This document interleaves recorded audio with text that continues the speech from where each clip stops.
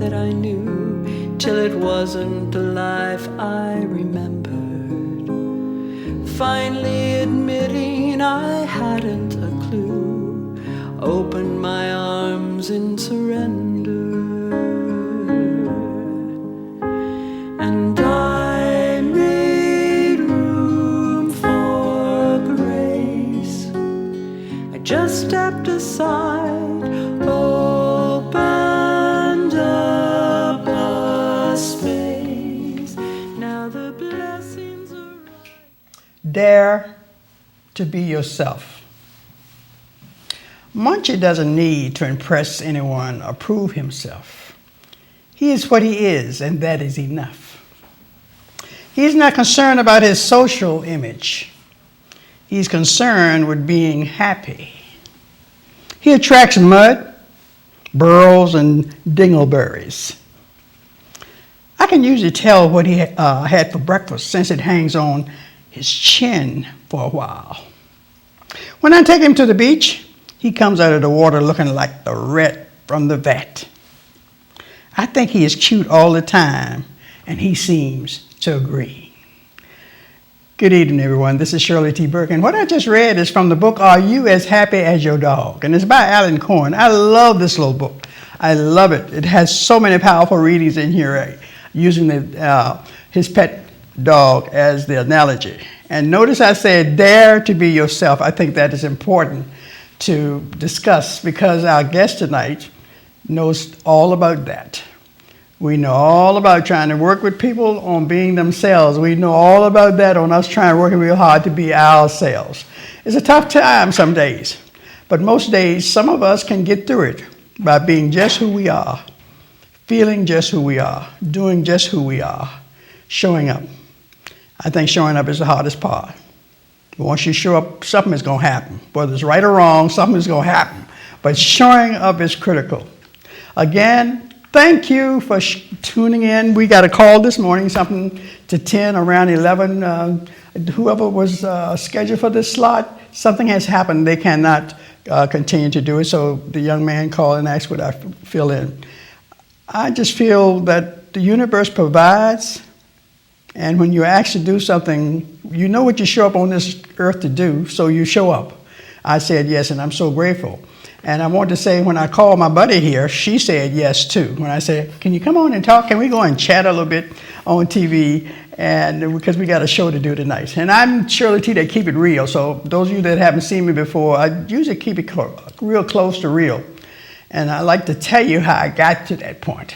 When I was little, I told my daddy something, and he whipped me. Some of y'all that listen don't even know what a whipping is, but I do. He whipped me. And you know what he said? He said, I didn't whip you for lying. He said, I whipped you because you didn't tell a new one. He said, I done told that one myself. So I never knew what he had told. So that's what started us keeping it real in my life. Because I never knew what my dad had told. And I've been freer ever since by just keeping it real and telling it. I don't have to have a good memory. I just tell it like it is. It's easy to remember. I appreciate you all looking in, and we will have the number for you all to call in later once we get to talking here. And you might have questions and all, but we appreciate you looking in. We appreciate you stopping here on 95 and checking us out. And right now, I'd like to get my guest to introduce herself. I like for people to tell their own tale, their own story, how they like to do it, because they know themselves best. So right now, I'm going to turn it over to this young lady and have her introduce herself. And thank you so much for coming tonight. Thank you, Shirley T. I'm very happy to be here, to have some fun with you. Yeah, fun. Chatting. I like that. I'm Debbie Bowie. I run a company called Debbie Bowie Organizing and Coaching. I have made my living for almost 20 years as a professional organizer, helping people clear out their clutter in their homes and offices, particularly women. And more recently as an ADHD coach, helping people who have attention deficit disorder figure out how to manage their symptoms and lead more productive lives. I'm also a feng shui practitioner, which I combine with the professional organizing, and I help people arrange their spaces to enhance their lives. I love working with people, especially women, to empower them to get from a place where they feel stuck to a place where they're moving again and they're more excited about life and life gets better. There was a lot. I like what you said. I wrote down feng shui, I wrote down clutter clearing, I wrote down ADHD. But tell them a little bit about you before we get into the mechanics here, because we're going to talk a lot tonight. Debbie's my only guest, so I get a chance to really have real conversations here. I don't have to rush. It's wonderful. It's wonderful. So what do you tell them a little bit about yourself. Are you originally from Virginia? Or were you born here? Or? No, I was an Air Force brat until about 9 or 10 years old. So we moved around quite a bit.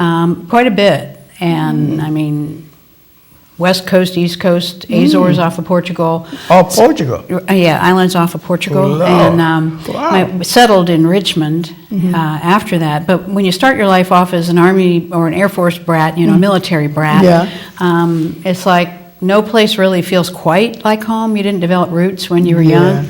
So, which has made it so that I'm pretty flexible. I'm not afraid of change, and I'm not afraid of moving and changing things up. So that was a good thing. You know, when you said the Army brat, one of the young ladies that I was in an organization with, I can see her face, but of course I can't think of her name, Beth. Beth said that she's an Army brat, and she said to the point that every 30 days she got to go somewhere. And she's serious. Beth is serious. The girls that know Beth, that was in the River City organization, they know what I'm talking about. Beth told me that she had to go somewhere every 30 days. Well, I'm not like that. But if you had to, you wouldn't be afraid. But I could do it. You could do it. If I had to. I heard that. That's right. Now, do you run across many people that have been in the military and got ADHD? Have you? Well, I've never tried to correlate those two characteristics. I run into plenty of people whose parents were in the military. Okay, so that means that they travel and setting down roots and all, because I really think it has something to do with all of what else is going on. Oh, for sure. Yeah, the way you interact with people is different. Totally. Yeah, very different, because you don't know, and when you're moving, you don't know if you can really invest because you're going to move again. Yeah. So this traveling for you, did it help you decide some of the skills that you're telling us about that you have and the occupational thing? Did it have anything to do with that traveling or the military, your exposure during that time? No. No, what affected me most was my mother. Okay. Oh, because she was born with an organizer gene, and organizer gene. Did y'all hear that? Organizer gene, girls. Really, a friend said to me, "Debbie, you have an organizer gene, and I don't." And I really, truly, I believe some of it's genetic. And my mother was very organized, and she modeled that, but also it comes easily to me. So it's got to be genetic. And deciding to become a professional organizer was an accident, because I ended up becoming allergic to the building I was in when I was working as a substance abuse prevention specialist in the local school system. Yeah, and it was like, if I stay here, I'm going to be sick, chronically ill. And so it was like, now what? And I happened to read an article about professional organizer at that time and thought, never wanted to be self-employed, but here I am almost 20 years later. 20 years. It happens, everything we always say, a lot of people don't believe this, things happen for a reason. But that got you to where you are 20 years later. Right. And I love it. That I don't have to go to any meetings I don't want to go to. Yeah. I get to choose my clients. If there's not a good fit, well, sorry, and we part ways, and I recommend somebody else, and it gives me the freedom that I really need and love. Yeah, and we were talking about that a few minutes ago, because I had been thinking about that as something we could talk about too, because I want people to know what having coaches or counselors and what have you. I think they need to interview these people, and like you say, you need to interview people, decide. They need to kind of mesh. They need to be able to talk to each other openly, and you need to feel comfortable to do that with an individual. Absolutely, it's a matter of fit. Is it a right fit with personality? Right. With just feeling comfortable with the person. Sometimes you can't tell until you interact with them. Right. Because at least in therapy, because I'm trained as a counselor as well as a coach, you're going into intimate territory. Intimate. You're being really being real with each other about behaviors, needs, desires, all kinds of things. Right. So you need to be with someone where you feel safe. Right. And respected. Safe and respect. They got to know they matter, right? That's well, for sure. Yes, Yeah. very right. Yeah, they got to know they matter. Mm-hmm. Yeah. Because I always believe that sort of is the root of a lot of things, people not really knowing. Yeah, I went to a therapist once who told me that I was too controlling right off the bat. Boom, you're too controlling. Well, I knew I was too controlling. I'm an organizer. Yeah. Before I even knew I was an organizer. But the first session to hear something that negative was, well, I guess I won't see you again. And I found out right away it wasn't a good fit. Her direction, she was too direct for me. Yeah. And for somebody else, it might be okay. I can't imagine, but yeah. There are people like that, yeah. There are people like that. And that's a real good point. That's a real good point, because I think people forget that you have choice. That's part of our problem. We settle. We settle for years in marriage, relationships, and all this kind of stuff. We settle. And we do the same thing when we step over and get the courage to ask for help. But you don't have to. No, you don't have to. Absolutely not. You don't have to. Not at all. ADHD. Let's talk a little bit about this, because we have a while. I want to touch on a lot of this so people will get a good feel for who you are and what you do. And I do know that you like to do that hands-on thing quite a bit. I mean, you do your coaching, you love your coaching, but you go through seasons maybe to really like to do your feng shui and your hands-on type organizing. And so many of the clients that I worked with as a professional organizer have attention deficit disorder or think they have attention deficit disorder. People who have attention deficit disorder, one of the characteristics is to have problems with organization. They don't tend to create structure naturally, and they just don't even know, many of them don't even know how. And so their spaces end up being kind of like a cyclone hit, and if they don't have problems in any other area, they certainly have problems with paper. Don't even say that word in front of me. But you also say it, but don't forget that thought. And I share this with people all the time. You also say you have learned, or you know, that people that have that issue with paper also have issues with grief. And that was so important to me. That's the reason I always bring it up. It just made so much of a difference when you said that to me, that I wasn't just a pure slob. You understand? Well, grief can be a barrier for you touching stuff, even dealing with stuff. Because if you touch it, it stirs up the memories or stirs up the feelings of sadness or whatever feelings are associated with it. Yes. It's not necessarily an ADHD thing, because we all have that. We all have things that we feel grief about. But a lot of people don't know that they may be avoiding this pile because the papers associated with their mother's death are in it, or their divorce papers or something. I think those are important things for people to hear. Because we don't know why we do things, and you wonder, like my sister said, Helen used to say, Shirley, I used to want things and say, but I don't know what has happened, She doesn't know, but at least you recognize something was not the same. And I think it's critical that people know. Oh, yeah. Grief is a powerful thing that we aren't allowed to openly deal with in our culture. And it gets expressed in many ways. And one is with what you do with your stuff or don't do with your stuff. When I tell people about clearing clutter, one of the things I recommend is do not start with anything associated that brings up strong feelings of loss or grief or sentimental feelings. Start with the things you care less about, the things that are easier to get rid of, and do those things last. Because once everything else feels good, it'll be easier to deal with those tough things. And it's always better to do that with help. You can use a professional organizer or a family member you feel safe with, but it's better to do it with somebody so that you can talk about it so it can be released. Yes. It is. It sounds so commonsensical, but it's not something that we think about normally. No. It's not something that we process in that way and about that. Well, we're not allowed to talk about it at all, really, anywhere comfortably. For very long. Anyway. Yes.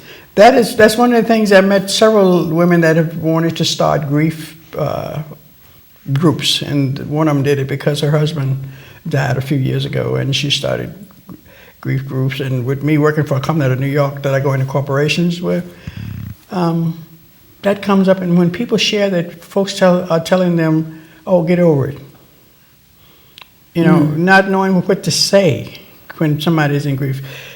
One thing, sometimes they haven't dealt with something that they've gone through grief-wise. Absolutely. They're not comfortable either with dealing with it. And it could be several other things, but to tell your coworker, you know, mother died in March, and here this is June or something, well, get over it. But, you know, you never get over it. Well, some things you really don't. That what I know. The intensity may ease off. Yes, But I lost my mother last July. Yes, you did. My hugger. She That's was the right. best hugger and kisser. Oh, Lord. She really was. Yes. And I never could have predicted how it would knock me on my butt. And it takes a lot of time just to recover, to even care about anything again. Yes. So if you allow yourself to feel it, it takes time. It does. And it's best to surround yourself with people who understand that. Yeah. And the other thing that I think goes with that is the word closure. I hate to hear people say closure. You don't close nothing like that. I mean, that's just something somebody came up with and it sounds good or something, but that it's like you said a few minutes ago, the intensity of it goes down, but you don't close that chapter. Or you close it on your own time, and you can't predict it. I mean, close the intense grief part, and get back to life. Yeah, but it's your own timetable, and you don't even know what it is. No, and you will never know. No, sometimes because you'll be going along fine, and something come on TV remind you of something. You know what I'm saying? Yeah. And look, my son drowned in '69, and that's the same. It's the same way. You never know when you're going to get triggered. That's what I'm talking about. That's right. And some days you can deal with it, and some days you don't. But I think it's important to deal with it. Absolutely. I've learned that. But I think it's important to deal with it. With people who are respectful and understanding. Understanding, care. Yeah. Yes. Now, tell people how they can get in touch with you. I know we haven't been talking long, but I want to make sure if somebody need to leave the room or something or turn to another channel, got a story they want to look at. I wanted them to know, tell them what you do again, and then how they can get in touch with you if they're interested in hearing more. Okay. The work I do several things. Hands-on organizing, professional organizing for home and office, which I do a lot of closet clearing, paper clearing, clutter clearing, that kind of thing, and help reorganize. That is fun work because we're moving things, and when you move things, something changes and shifts. Yes, that's really fun work. And for some people, that's the way to make things happen and get done, things they've been procrastinating. Yeah, your mind function a little bit better. That's right. I do ADHD coaching for women in particular. My strength is coaching women, so I don't coach men, but I coach women who have attention deficit disorder. I also coach women who are in transition or stuck. When you say transition, what do you mean? Well, some women who are going into retirement and they need to figure out what's for the next chapter. They're in transition. They've had a divorce or they've had a death, and they're moving into a new kind of life. And things are changing, and they need to make change, but they're struggling with that. The word "stuck" you use. I help people. I really help people get unstuck, and people with ADHD are stuck many times because of their clutter, because of what the symptoms do to their lives and how they show up.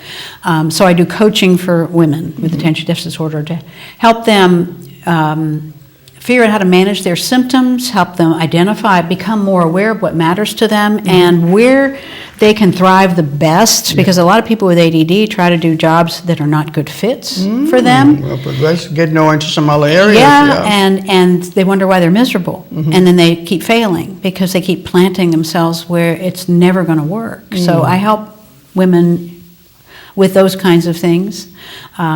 As well as productivity, being on time, clutter clearing, that kind of thing. Those are the two main services. I also give educational speeches. And you've been in some of the schools, haven't you? I have classes with Henrico and Chesterfield Public Schools, the adult ed programs. I'm also teaching a class on procrastination at the Lifelong Learning Institute in Midlothian this year. A lot of people have signed up for that. What's that word? What is it? Procrastination, yes. But no. Yes, I deal with it all the time with myself and Most with people my do. clients. Yeah, most people do. But this time I'm going to talk about it because I learn every time I do. I pick a subject and Of research course, it of and course. put a speech together. The best way to reach me is to go to my website, which is debbiebowie.com. Okay.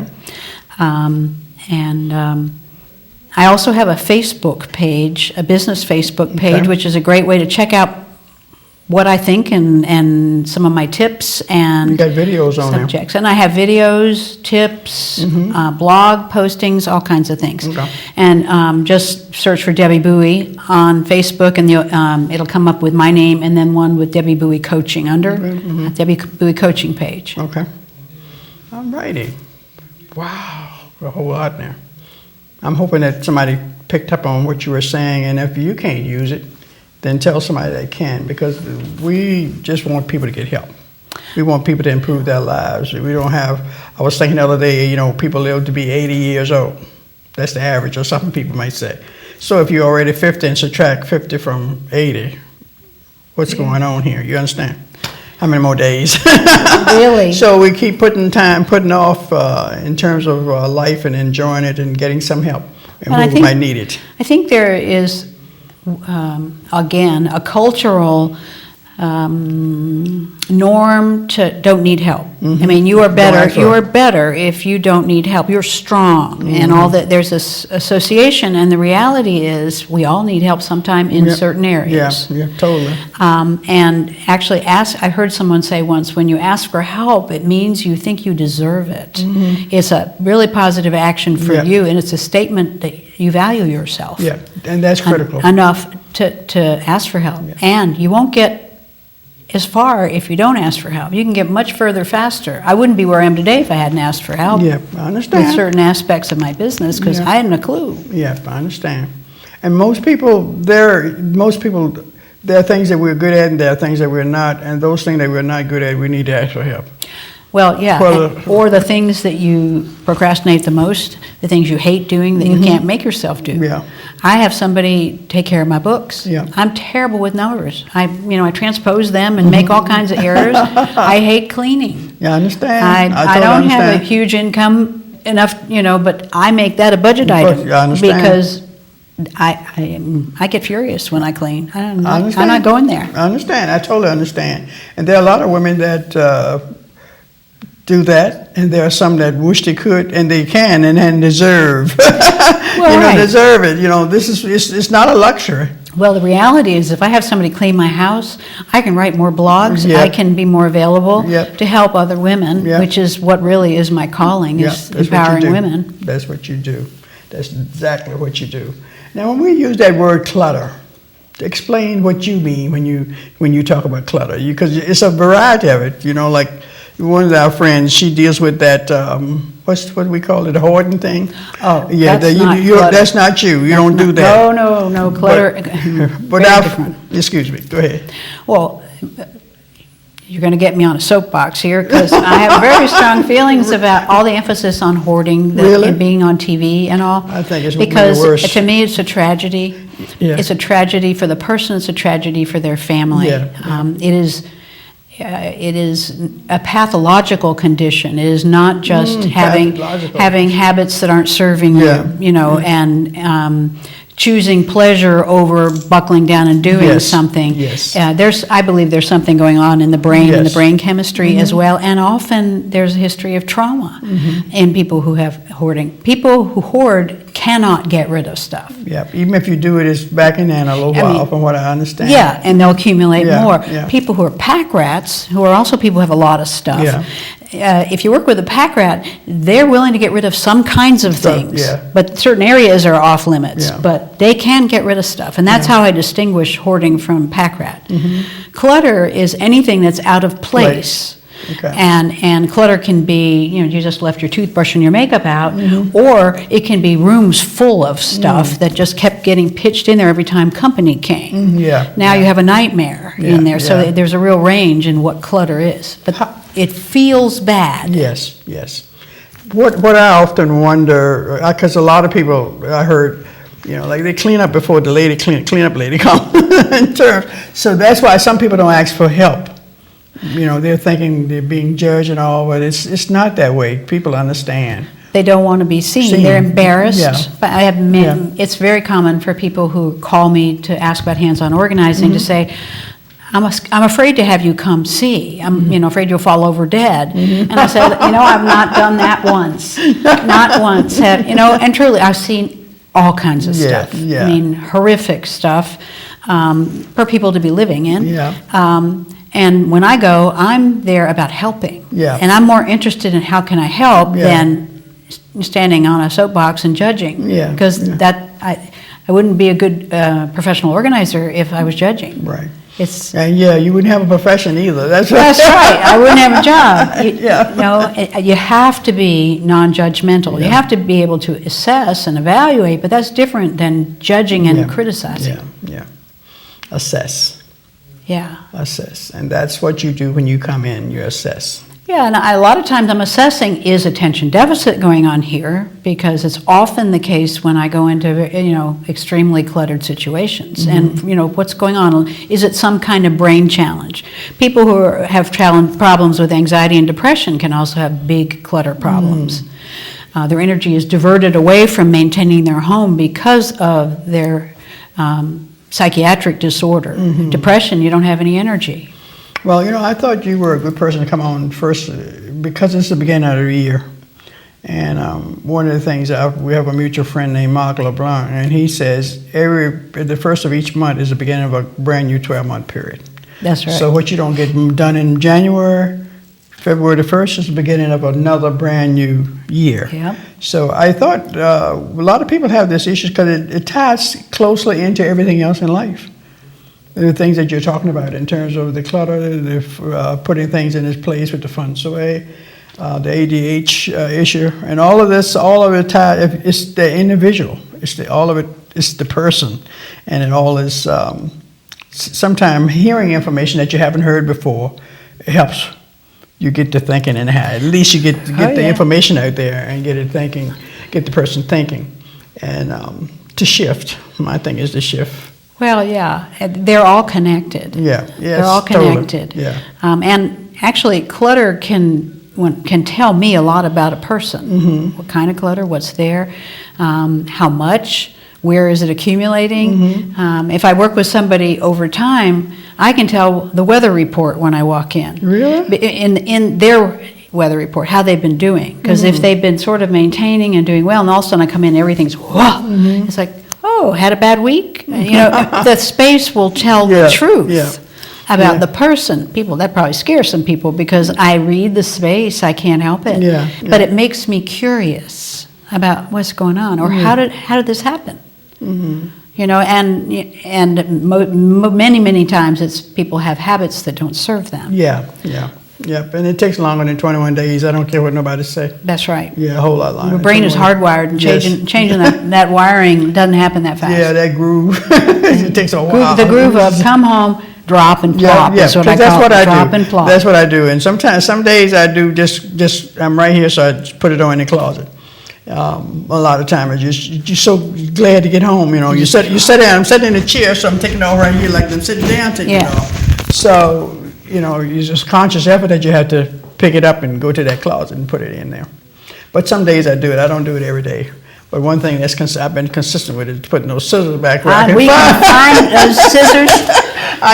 We know where the scissors are. They're consistent. I keep telling us that worked. I heard her.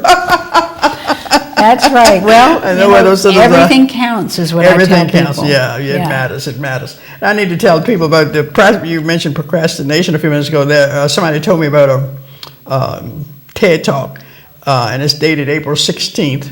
If anybody interested in going on YouTube looking for it, April 16th, and putting procrastination, I think it's a very interesting talk about it. And it might be helpful. And if they want to come to your course, where will it be?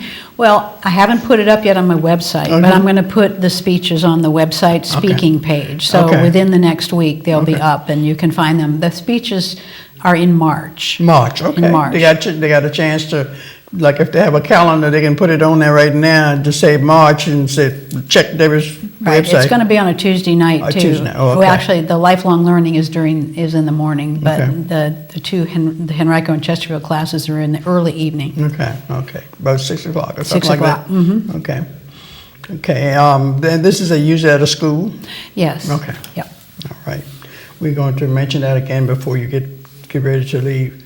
But I want them to know about, you have the procrastination, and what is the other one? Well, the talks that I'm doing, Uh-huh. Procrastination is the main one, and Okay. then I think I'm doing one called "Winning the War Against Paper" Oh. in one of those school systems. Okay. Which is okay. How do you manage paper? You know, what are the things that work? What are the things that don't? How do you get yourself in trouble? How do you get yourself out of trouble with Yeah. paper?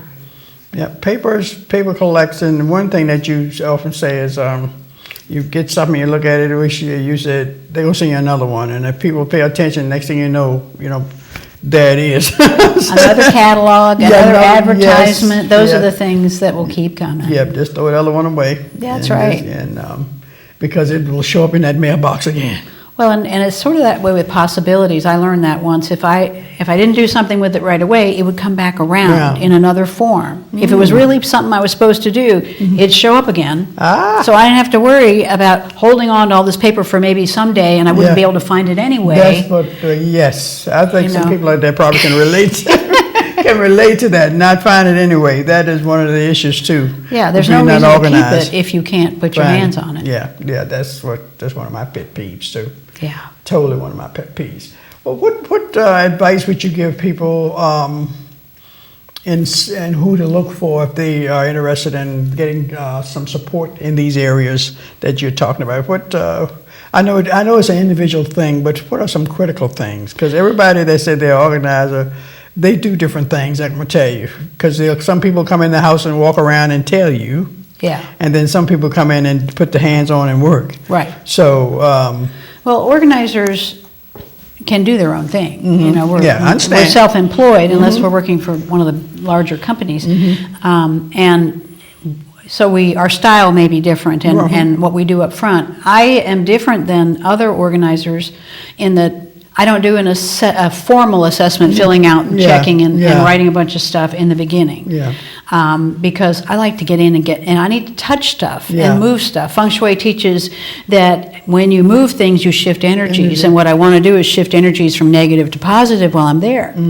So we walk around and we look and they show me what they're concerned about, and we discuss the project or projects and prioritize. And then we get to work that day. Some organizers have an assessment first, where Yeah. they come in, they do a look around, they're filling out, Yeah. and present that to the client, the potential client.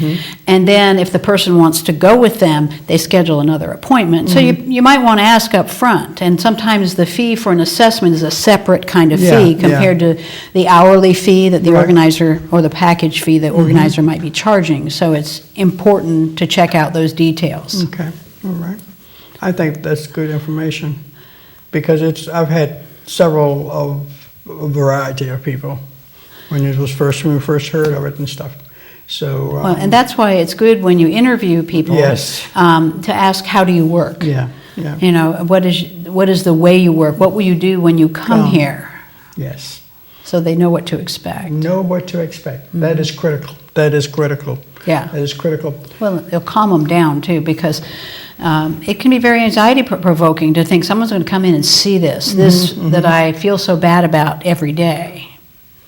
Although I've had some people, they know I'm coming, and all of a sudden they get moving. You know, and it's not just clean up for the organizer, Yeah. but all of a sudden they have, it's like a catalyst Yeah. for them to do some things they know they should have done already. Yes, yes.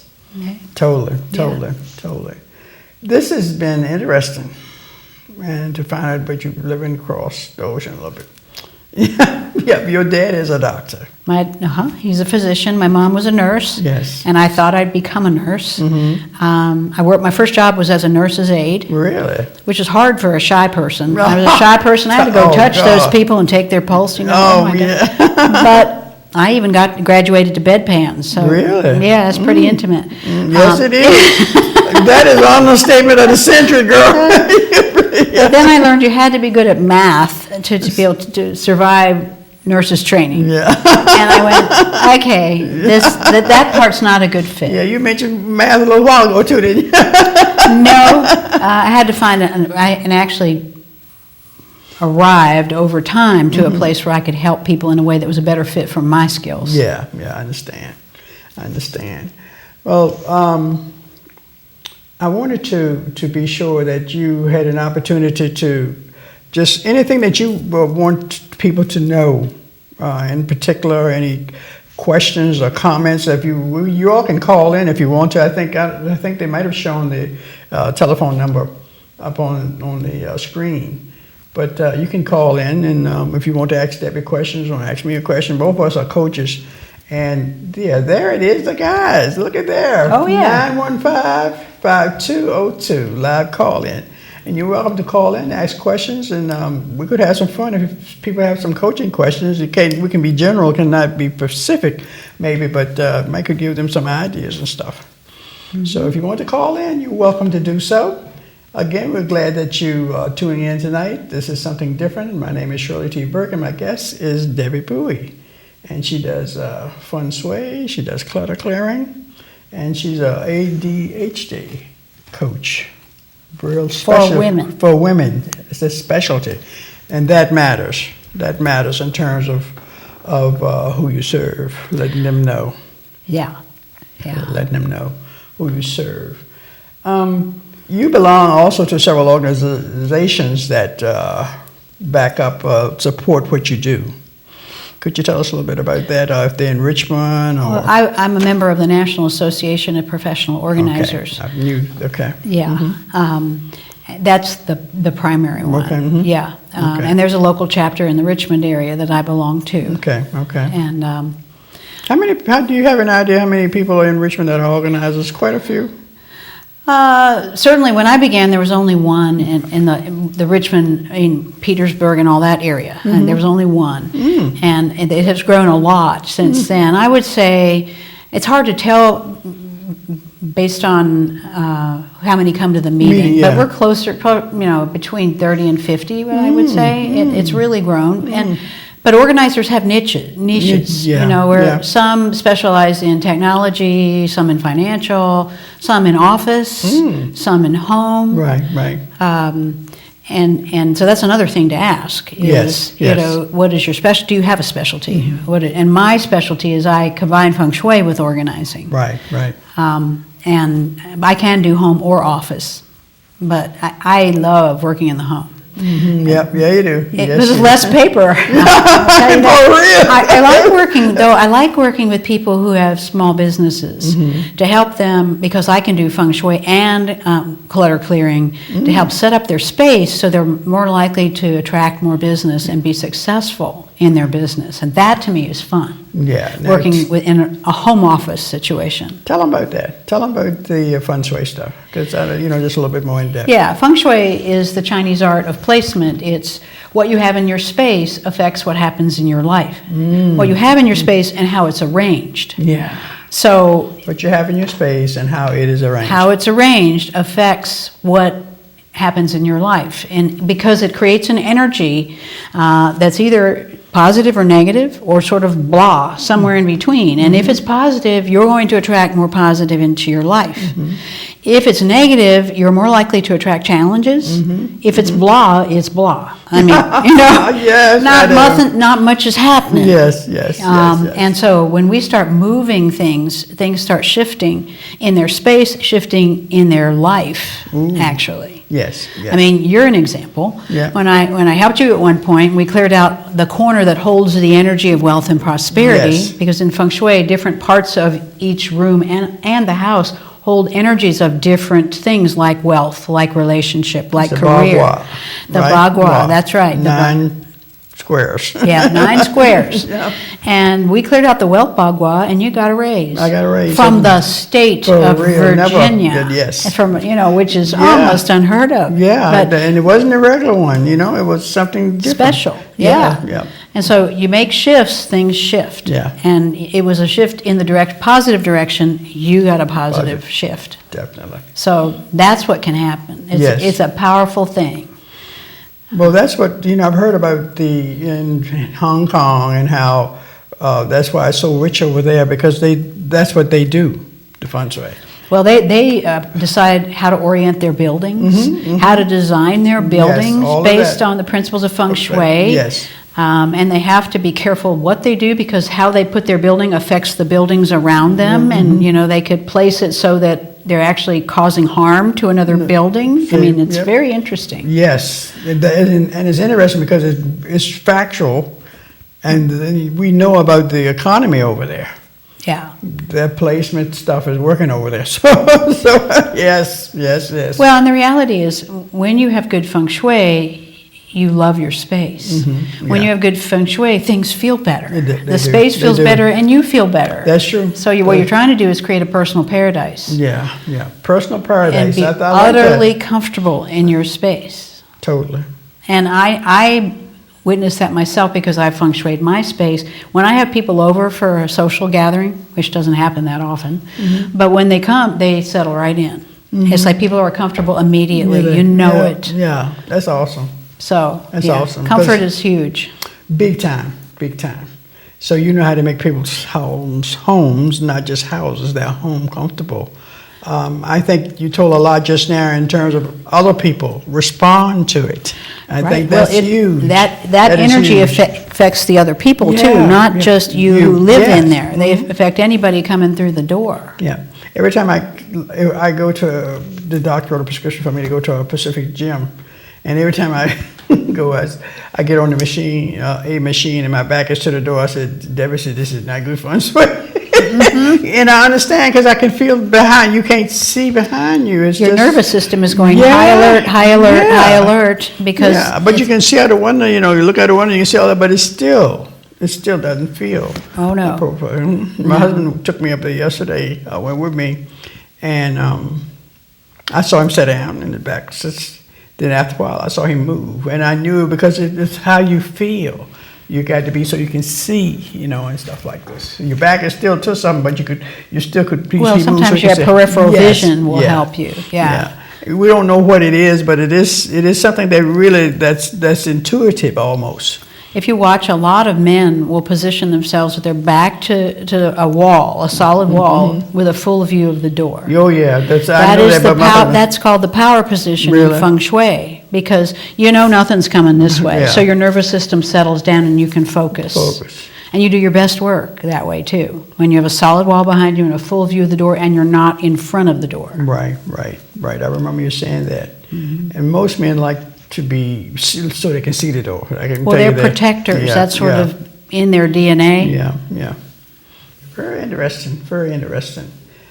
You all, that number is 915-5202. If you want to call in and ask Debbie some questions about feng shui, her clutter clearing, or the ADHD counseling, you're welcome to call in. We have I think we still got a little time here. Time is moving by. We still got a little bit we can still talk about. You can tell people how to contact you again. I don't know whether I know you say your website and Yes. Facebook and stuff, but do you give your number out to? I can give my phone number. Okay. It's If you want to. 804-730-4991. That's 804-730-4991. And when are your office hours? And when I'm not making fun, but you take calls certain time. Well, and you could- they can call whenever. Okay. I don't take calls after about 5:30 in the afternoon Okay. and on weekends. Oh, okay. Unless it's a rescheduling situation and and I know who it is. But Okay. yeah, I return them during the day, Monday through Friday. Okay, great.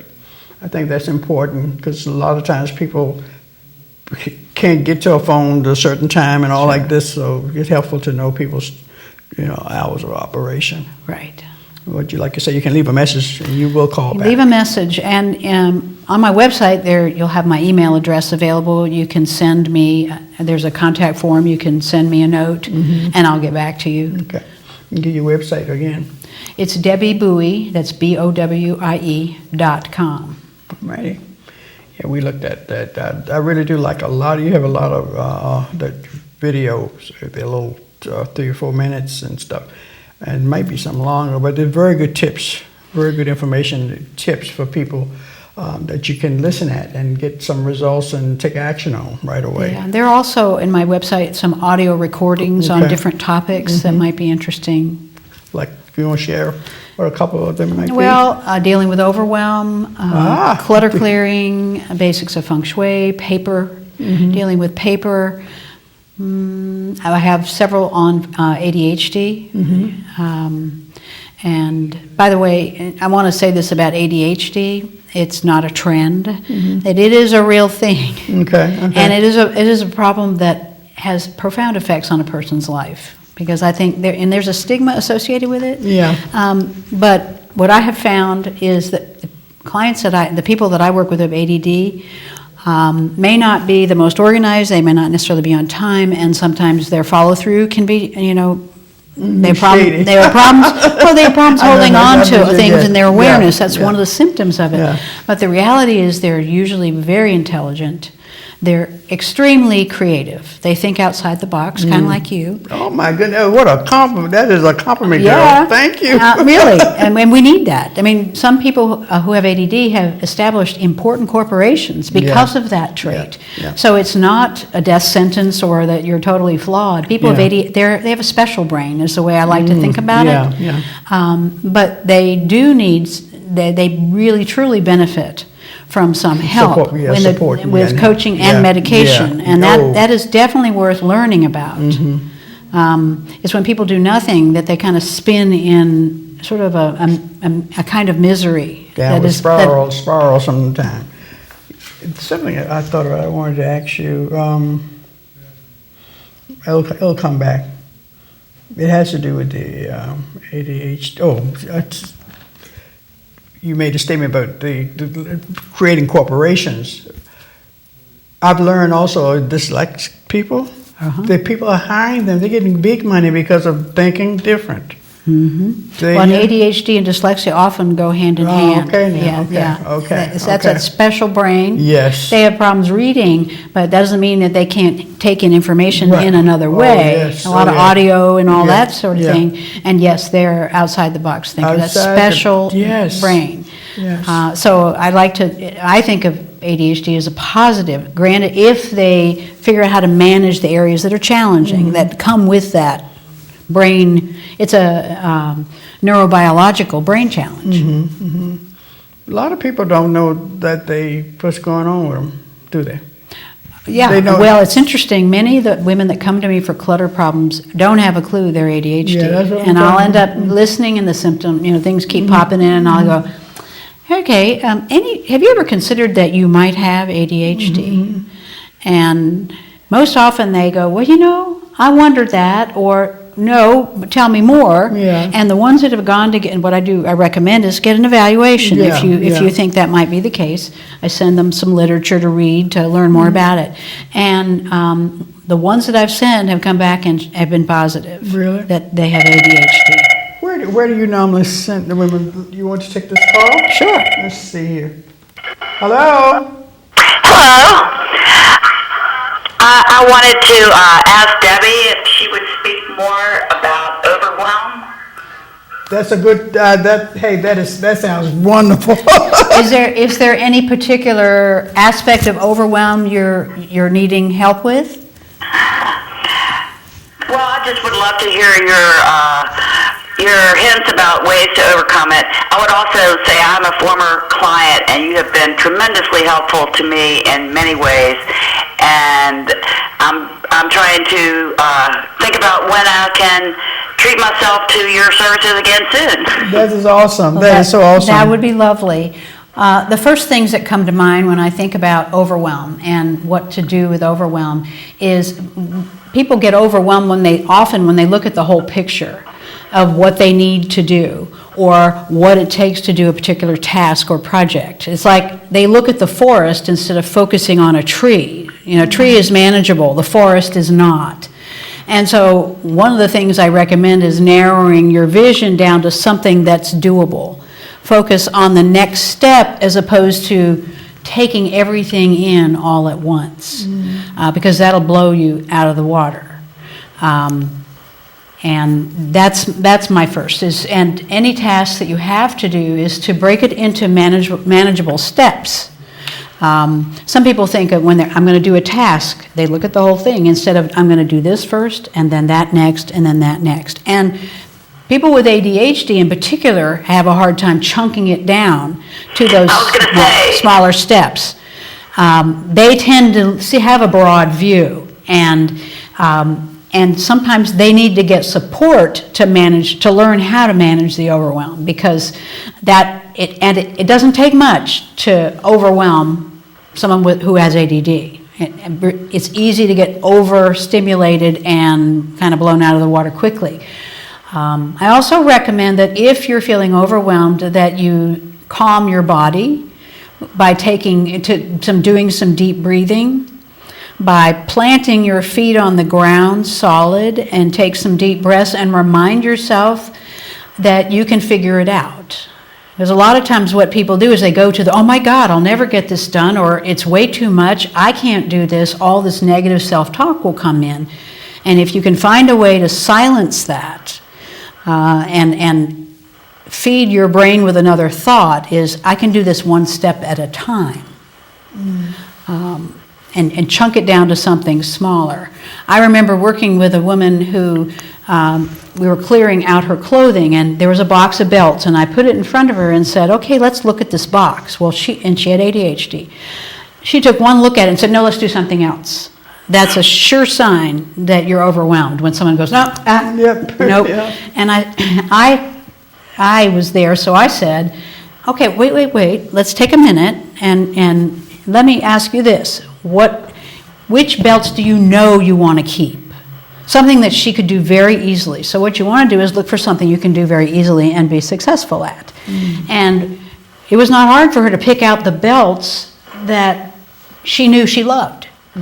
And once she did that, it was easy to separate. Oh, and I really don't like those. And we were done in 10 minutes. It was boom, like that. But we had to get past that initial, oh God, no. Which was look at something you can do, rather than all that you are thinking and feeling that you can't do. That was a great question. Well, thank you so much. That's very helpful. I really like the way you tailor everything to your client and where she is at that time, and really help to take one step at a time, and the way you have helped me to accept that it's not, I shouldn't blame myself for these habits or this inability to be organized, and reading what you say about the ADHD ways and limitations has really made me feel like it's nothing to feel so guilty about. So I appreciate that very, very much. Well, you are not responsible for it. You are born with it. It's like not within your control whether you have it or not. What is within your control is what you do to manage it. So. Well, thank you again. Take care. Thanks so much for calling in. Thank you. Okay. Thank you. Yes. That was an awesome question. Great the word question. overwhelm is It's so heavy. common. It's heavy. It's heavy. We're just saying it. That'll shut down clutter clearing in a heartbeat. You can believe that. For one you thing. can believe that. You can believe that. Appreciate her calling in. Glad to know somebody's looking here. Yeah. Yeah. Yes, indeed. Oh, dear. Let's see what's going on here. Hello? Yes, Do you have a question? yes, You have a question? yes, I do. Yes, Tamiko. Yes. What's the difference between overwhelmed and being manic? What was it, the last part I didn't get? Overwhelm and what's the difference between overwhelm and being manic? Good question. When I think of manic, a person is bouncing from one thing to the next. It's sort of an urgency. And overwhelm, really, when a person's overwhelmed, they tend to shut down and stop moving, whereas mania, in a manic state, you're moving and you're doing. You may not be doing the right thing, or you may not be doing things that are necessarily good for you, but you're moving. And so they're really very different. Did that help? That help? Okay, thank you so much. You're Thanks for welcome. calling in. Yeah, getting some good questions here. Really? Overwhelm, manic, and Mania versus overwhelm. I never yeah. thought about that. Yeah. Overwhelm is a powerful thing because it's almost a part of I think it's tied in with procrastination because you want to be perfect, want things done right, so you just don't do nothing. Exactly. That underlies a lot of procrastination. Yes, yeah. Absolutely. Yeah, totally. Well, Debbie, I'm going to thank you again for showing up here. I don't think we got very much more time, but I would like for you one more time to tell people how to get in touch with you. You've got programs coming up in March, and I want you to say something about those. Okay. I do teach with Henrico County Public Schools and Chesterfield County Public Schools adult ed programs, so you can always go to my website at debbiebowie.com to find listings. My ones for the spring are not up yet, but they will be within the week. That's the best way to find my speaking programs. Is it on your website? They're on my website. Okay, all right. They will be soon. Okay. And on my website, there's a contact form if you want to contact me to have a conversation. I do offer also a 30-minute free sample coaching session if you want to see what it's like to be coached by me. Actually, it's a 30 to 60-minute coaching session for free. Really, and again, go to my website where you can sign up for that. And that's a way to get to know me a little bit, to see what I have to offer, and together decide what might be a good option for you getting where you want to go. Yeah, you all get a chance to interview each other. Yes, Yeah, exactly. It works both ways. Yes. It works both ways. And your telephone number? My phone number is 804-730-4991. We don't have much time, but tell them the name of your books. Oh, I've written one book. It's called Rock, Scissors, Paper, Understanding How Environment Affects Your Performance on a Daily Basis. Mm-hmm. It really is feng shui, but I don't speak about feng shui. It's feng shui principles that are underneath everything I've written. And I'm told that it's not a good thing to read before you go to bed because you'll be up clutter clearing. The last section is on how to clear clutter, and apparently it works. Awesome. I am coming out with a new book on how to clear your house room by room that will be coming out this spring. And we'll be back talking about that then too. Okay. Yes. We are very happy for people that are calling in. We appreciate that. We'll be back next week at the same time and same channel. We will be on until through February the 2nd. We will be here with various guests. And again, we appreciate you tuning in tonight. We are very happy to be here. We're happy that you are looking in. We're happy that you care enough about yourself, to tune in, to ask questions, to listen in. That matters. That's a good sign, a real good sign. We have a couple of seconds left, and I am going to maybe close with this each time. I don't know whether I will or not, but tonight I'm going to close with this saying here where there aren't any hopeless situations. There are only those of us that are hopeless about those situations. There aren't any hopeless situations. Just only those of us who've grown hopeless about it. You matter. And if you know you matter, that's a good start. Real good start.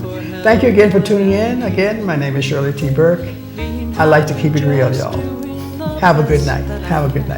Enjoy the rest of your week. Thank you so much, Deb.